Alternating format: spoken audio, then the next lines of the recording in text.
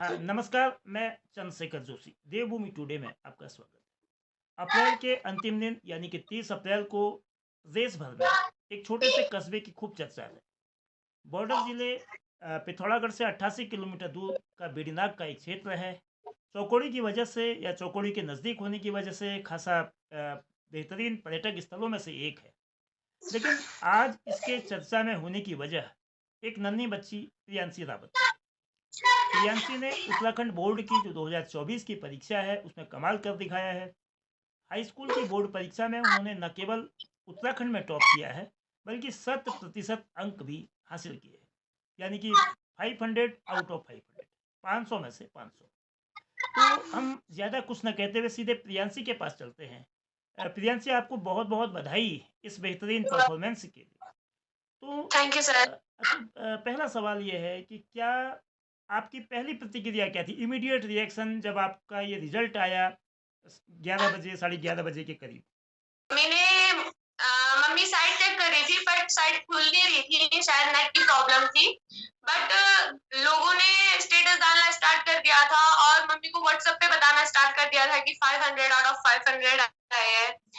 फिर मम्मी ने मुझे बताया तो मैं एकदम शॉक हो गई, हम्म, क्योंकि इससे पहले ऐसा किसी के साथ भी नहीं हुआ था। हम्म। मैंने एक्सपेक्ट बहुत अच्छे मार्क्स की थी, बट जब मुझे पता चला पूरे आए हैं तो आई वॉज रियली शॉक। तो क्या आपको प्रदेश की मेरिट में इस मतलब शीर्ष में आने की उम्मीद थी? और अगर थी तो जाहिर बात है कि 100% नंबर की कितनी आस थी?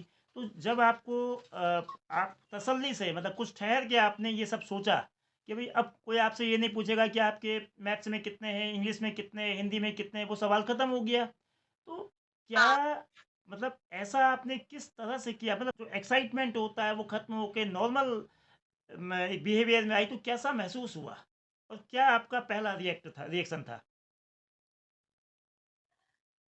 जब मैंने पेपर दिए थे तब मैं घर आके मैथ करती थी, तो साइंस और मैथ्स में तो मेरे सब सही थे और उसमें कोई डाउट भी नहीं था, उसमें पूरे आने चाहिए थे। जी। बट लैंग्वेज सब्जेक्ट में ऐसा होता है कि कभी थ्योरी बेस में कम दे देते हैं। जी। हालांकि मैंने उसमें भी बहुत अच्छा लिखा था। फिर हम्म, मैंने जब शांत होकर सोचा तो मुझे लगा हाँ, मैंने बहुत अच्छा किया है और एक रिकॉर्ड बनाया है, तो हम्म, मुझे बहुत ज्यादा अच्छा लगा उस टाइम। हम्म। तो आपको जो ये इस एक बहुत ही रिमार्केबल, बहुत ही शानदार उत्कृष्ट प्रदर्शन के लिए आपने क्या ऐसा खास किया था, क्या स्ट्रेटेजी अपनाई थी, पढ़ाई का क्या ढंग था, पढ़ने का, रिवीजन करने का, लिखने का, मतलब रीडिंग राइटिंग रिवीजन की मतलब आपने उसको इजाद किया, ये किस तरह से एक बेहतरीन परफॉर्मेंस किया? मतलब 10th के स्टार्टिंग से लेकर 10th के एंड तक हम्म, पूरा कंसिस्टेंटली मैंने होके पढ़ाई करी, एकदम स्मूथली ले गई। हम्म, बिल्कुल भी हजल टाइप नहीं किया हम्म, मैंने। ज्यादा नहीं, हम्म, लगभग 3-4 घंटे में सेल्फ स्टडी करती थी हम्म, रोज, और वही मैंने रोज किया, तो इससे एक हैबिट टाइप बन गई थी। राइटिंग मेरी पहले से ही अच्छी थी हम्म, और मैंने उसे और सुधारने की कोशिश करी। जो हम्म, कठिन स्पेलिंग थी मैं उसे लिखती थी। हम्म। और मेरी मम्मी ने मुझे बहुत ज्यादा गाइड किया कि कैसे लिखना है, कितना लिखना चाहिए, कितने मार्क्स के क्वेश्चन में। अब आप चूंकि अभी आपसे आपके विद्यालय के बारे में चर्चा नहीं हुई है, आपके पारिवारिक पृष्ठभूमि के बारे में, तो आप अम, जो आपके मम्मी पापा, पिताजी राजेश कुमार रावत जी, और मतलब मदर जो टीचर हैं, तो क्या किस तरह से उनकी पारिवारिक पृष्ठभूमि है, पहले आप ये बताइए। अगर मैं अपने घर की बात करूं तो फैमिली ने मुझे पूरा सपोर्ट दिया। मम्मी ने मुझे पूरा गाइड दिया। मम्मी मेरे स्कूल में टीचर है इंग्लिश, उन्होंने मुझे गाइड किया कि कैसे आंसर लिखने हैं। और चाचू ने भी इसमें मेरी बहुत हेल्प मदर। की, उन्होंने मुझे बुक्स वगैरह वगैरह प्रोवाइड कराई और पेपर सॉल्व करवाए बहुत सारे। तो फैमिली का तो इसमें बहुत बड़ा रोल है। तो मतलब आपकी माँ रजनी रावत टीचर हैं, पिताजी व्यापार मंडल के अध्यक्ष हैं बेड़ीनाग के। तो आप जिस विद्यालय में पढ़ती हैं वो सरकारी विद्यालय है, प्राइवेट विद्यालय? शायद प्राइवेट विद्यालय साधना पब्लिक स्कूल है। जी हाँ, प्राइवेट है। वो लिंक है जेबीएसजी इंटर कॉलेज गंगलियार से, वहाँ सेंटर था। अच्छा। तो परीक्षा केंद्र करीब 15 किलोमीटर दूर था, गंगोली हाट। तो हाँ। आपने किस तरह से मैनेज किया? क्या गंगोली हाट जाकर वहीं रहकर परीक्षा दी, या बेड़ीनाग से ही आना जाना रोज होता था? मेरी नाक से आना जाना होता था रोज। तो इसको आपके परफॉर्मेंस पे इसका कोई असर नहीं पड़ा, तो ये क्या मतलब आप तसल्ली से मतलब एक बड़े बिल्कुल एंजाइटी लेस होके, बिना किसी चिंता के, बिना किसी दबाव के आपने इस चीज़ को किया कि करीब 15 किलोमीटर, 15 जाना और 15 आना, 30 किलोमीटर का एक अच्छा डिस्टेंस होता है पहाड़ में। अगर मैं ये जो बस वाला या ट्रैवल का जो फैक्टर है उसे मैं बीच में लाऊं तो ये तो एक एक्सक्यूज होगा, क्योंकि पढ़ाई तो पूरे साल भर करनी थी ना, तो बस का तो आपको उसी टाइम पे होता है। और बस की रही बात, तो मैं कभी कभी उसमें जैसे कभी कभी बस रुकती थी तो तब एक बार रिवाइज कर लेती थी, और पेपर देने से पहले मैं ज्यादा पढ़ती नहीं थी, कूल माइंडेड होके ही जाती तो जो आपकी कामयाबी थी है, इस सफलता में किसको सबसे ज़्यादा श्रेय देंगी, या क्या ऐसा टर्निंग पॉइंट था कि आपका परफॉर्मेंस मतलब एक शिखर पे पहुंचा, एक ऐसा कि भाई देश भर में आज चर्चा है? मैं मेरे टीचर्स का इसमें बहुत बड़ा रोल है, मेरी फैमिली का रोल है। सबसे ज्यादा कहूँ तो मेरी मम्मी ने मुझे बहुत ज्यादा सपोर्ट किया। इवन मेरी मम्मी नहीं, फैमिली मेंबर, हर एक फैमिली मेंबर का अपना अपना रोल है मेरी इस कामयाबी में। कोई मुझे घर का काम तो कुछ करना नहीं होता था, किसी ने गाइड। तो ऐसा कोई विषय होगा जो आपको बहुत कठिन लगता होगा, बहुत, और एक ऐसे भी विषय होते हैं जो बहुत सरल लगते हैं, तो आपके कौन से ऐसे विषय थे जो बहुत कठिन थे? उन कठिन विषयों को किस तरह से सरल बनाने का आपने काम किया?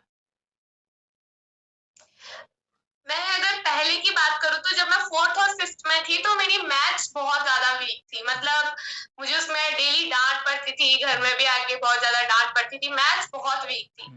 तो 5th के बाद मम्मी ने मेरा ट्यूशन भी लगाया एक जगह, 1 घंटा मैथ्स का। तो मैंने प्रैक्टिस करना स्टार्ट किया। मैं क्वेश्चन को एक बार करती थी और फिर उसे बार बार प्रैक्टिस करती थी, उससे मेरे 10th में भी सेम चीज की। मतलब मैं स्टार्टिंग से लेकर एंड तक मैं मैथ्स को रोज पढ़ती थी, रोज उसकी प्रैक्टिस करती थी।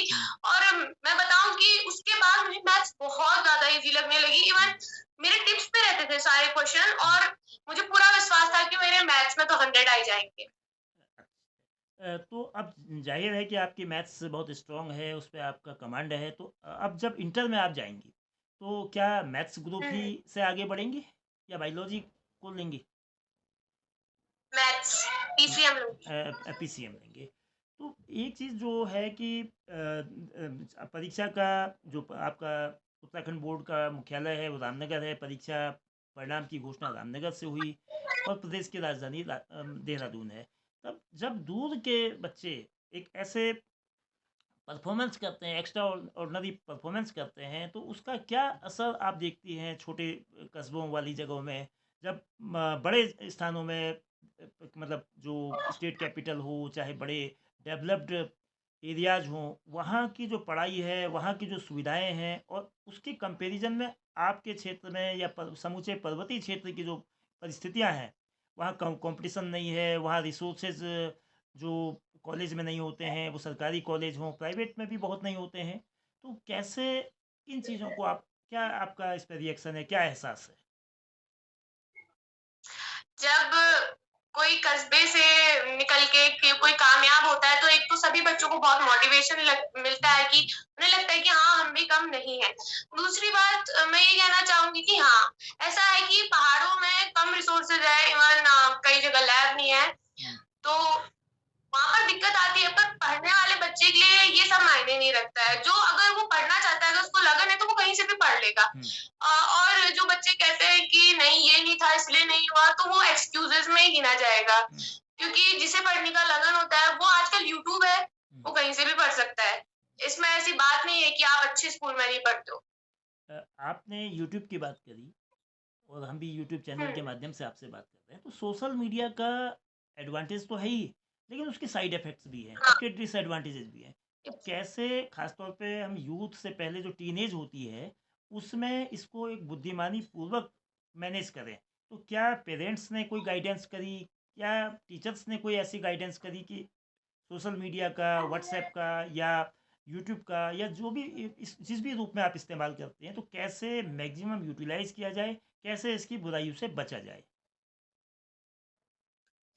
ऐसा है कि गाइडेंस तो हर कोई देता है, इवन जो टीन एज होती है उसमें तो सभी ज्यादा ज्यादा गाइडेंस देते हैं, घर में हो या स्कूल में। टीचर्स कहते हैं कि फोन को यूटिलाइज करो, हम्म, ठीक है।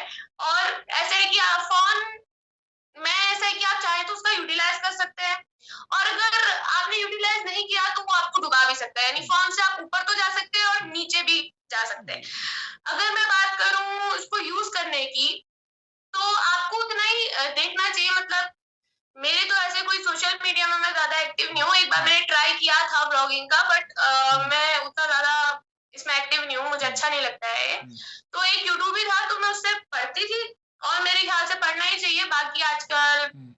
बहुत सारे नए ऐप आ गए हैं जिसमें बच्चे एक्टिव रहते हैं, तो मेरे ख्याल से वो तो टाइम कंज्यूम करते हैं बस।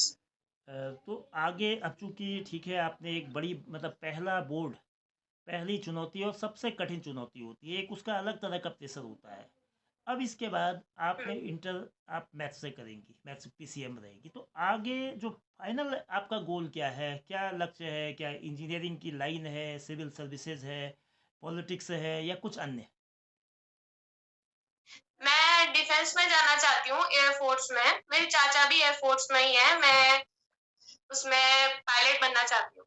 अच्छा, तो आप मतलब वायुसेना में पायलट बनना चाहती हैं, एक मतलब एक नए किस्म का एक बहुत ही चार्मिंग चैलेंजिंग जो काम है। तो हाँ। अब आपने पढ़ाई में तो जो किया वो जलवा पूरे प्रदेश ने देखा, पढ़ाई के अलावा किन चीज़ों में आपकी दिलचस्पी है, क्या हॉबीज हैं? मैं पढ़ाई में तो मैं हूँ ही, पर ऐसा नहीं कि मैं सिर्फ पढ़ती ही रहती हूँ। हम्म, मेरा पढ़ाई में जब मन लगता है मैं सिर्फ तभी पढ़ती हूँ, मतलब मैं खाली नहीं बैठी रहती पढ़ाई में। हम्म, और मेरे बाकी भी बहुत सारे इंटरेस्ट है, जैसे मैं म्यूजिक सुनना मुझे पसंद है, मैं हम्म, हारमोनियम बजाती हूँ, डांस करना पसंद है मुझे। हम्म। और और भी मेरे बहुत सारे इंटरेस्ट है। मतलब मेरी मम्मी तो मुझे हमेशा ही इंकरेज करती है कि बेटा पढ़ाई तो अपनी जगह है, पर आपको बाकी एक्टिविटीज भी करनी चाहिए जो बाहर हो हम्म। रही है।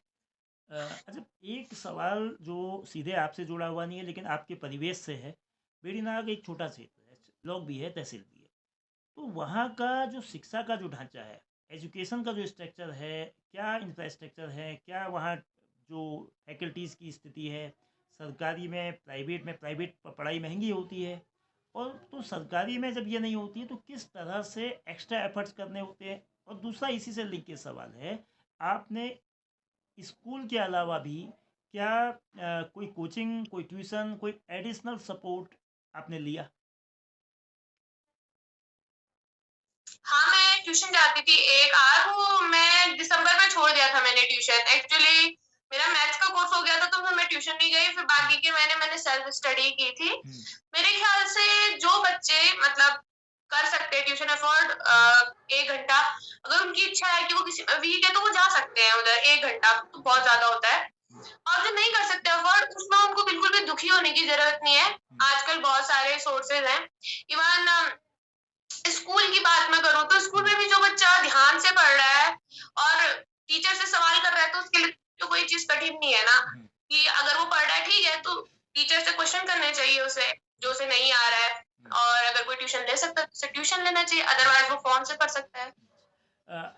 बहुत धन्यवाद प्रियांशी जी, आपको बहुत बधाई। प्रियांशी के साथ साथ उनके माता पिता यानी कि माँ जो टीचर हैं रजनी रावत, और पिता राजेश रावत खुद व्यापार संगठन से जुड़े हुए हैं, व्यापार मंडल से। आपका बहुत स्वागत है। तो राजेश जी, आज कैसा महसूस हो रहा है जब बेटी के नाम, बेटी के काम की वजह से पूरे प्रदेश में चर्चा है? हाँ, बहुत खुशी है सर। अब परिवार के साथ साथ सभी क्षेत्रवासियों को भी बहुत खुशी है। और मैं पूर्व सैनिक रहा हूँ और अभी वर्तमान में व्यापार संघ अध्यक्ष हूँ बेरा। तो सभी लोगों का आशीर्वाद है, सभी लोगों का, सभी टीचर्स का सपोर्ट था, फैमिली मेंबर्स ने भी काफी हेल्प की थी, तो अच्छा लग रहा था। तो क्या मतलब, तो आप किस तरह से मोटिवेट करते थे बालिका अपनी बेटी को? हमने कभी पढ़ाई के लिए प्रेशराइज तो नहीं किया, लेकिन खुद ही हम्म, सेल्फ मोटिवेटेड थी। हम्म, जो अपनी पढ़ाई थी एक कंसिस्टेंसी के साथ और एक हम्म, उसमें इंटरेस्ट के साथ इसने पढ़ाई की जी, और सारे टॉपिक्स क्लियर करती रही। उससे इसको काफी मदद मिली और बहुत ज्यादा प्रेशराइज नहीं थी। एग्जाम का कोई ज्यादा फेयर भी नहीं था। जी, पिछला लास्ट 1 साल जो था उसमें काफी मेहनत थी इसकी, उसकी वजह से आज ये मार्क्स ला पाई है। जी। तो रजनी जी, आपका चूँकि बार बार नाम लिया है कि जो आज मुकाम हासिल किया है उसमें आपका बहुत योगदान है, आपका मोटिवेशन, आपके मोटिवेशन का। तो क्या आप टीचिंग के साथ साथ जो आपने बच्ची को भी टीच किया, बहुत मुश्किल होता है कि दूसरे बच्चों को तो पढ़ाया जा सकता है, घर के बच्चों को पढ़ाना, तो कैसे आप कंट्रोल और कैसे आप दिशा दिखाती थी? सर मैं बस मोटिवेट करती रहती थी। मैं बोलती थी कि घंटे के हिसाब से नहीं पढ़ना है, कॉन्सेप्ट क्लियर करके पढ़ना है, अंडरस्टैंड करके पढ़ना है कुछ चीज। और बस वही प्रेजेंट कैसे करना है, कॉपी में कैसे लिखना है, ये सब गाइड मैंने किया था। जी, जी। चलिए, आप तीनों को, आप पूरे परिवार को बहुत-बहुत शुभकामनाएँ, बहुत बधाई और जी, धन्यवाद। हाँ, ठीक। धन्यवाद।